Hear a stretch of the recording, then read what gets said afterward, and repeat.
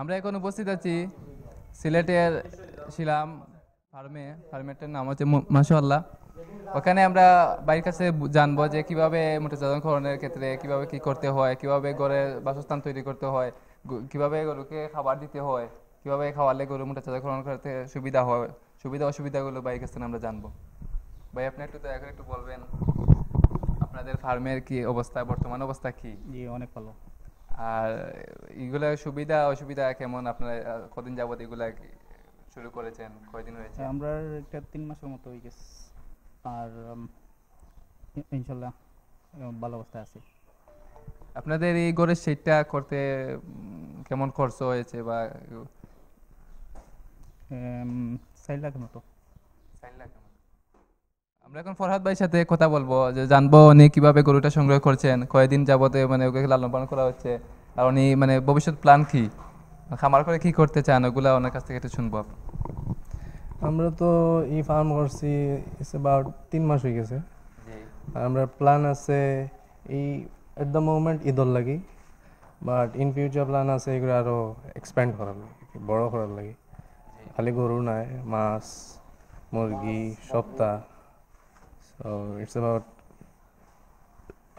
2 বছর টাইম লাগবে to develop সপ্তাহ লগে।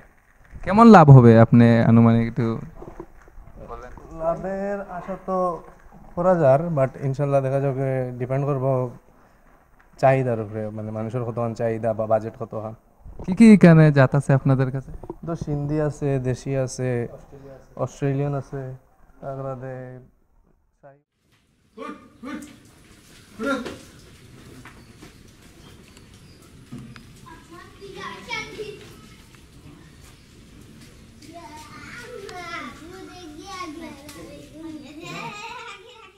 ওখানে সময় দেন, বলেন একটু আপনাদের ফার্মের। আমার 3 জাতের গরু আছে বুঝছেন।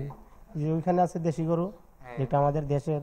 এখানে আছে আপনার নেপালি, অস্ট্রেলিয়া, চেন্নাই, এবার সিন্ধি, 3 জাতি আছে এই জায়গায়। ওগুলা আপনারা মানে কেনার পরে ওগুলা কি কেমন পরিবর্তন হয়েছে, মানে আপনার খাবার দেওয়ার পরে এখন আগের চেয়ে কিছু পরিবর্তন হয়েছে। আগে যেরকম আনছি তেমন না, এখন রং পাল্টে হয়েছে, কিছু স্বাস্থ্য সুন্দর হয়েছে বুঝছেন না, এখন আগের চেয়ে ভালো হয়েছে। সপ্তাহে কতটা আছে মোটা আপনাদের এখানে খামারে গরু? আমাদের এখানে গরু আছে প্রায় 40টা।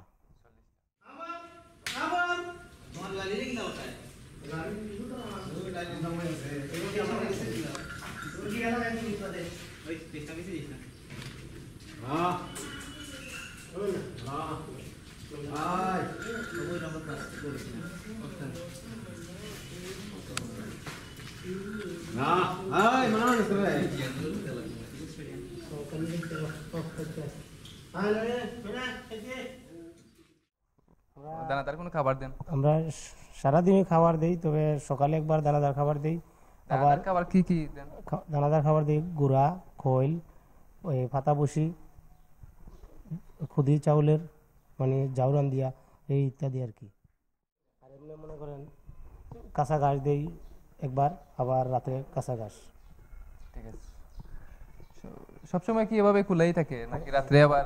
না, সবসময় খোলা থাকে, এরপরে আরো ফ্যান ছাড়তে হয়। এখন কারেন্ট নাই, তার কারণে ফ্যান বন্ধ।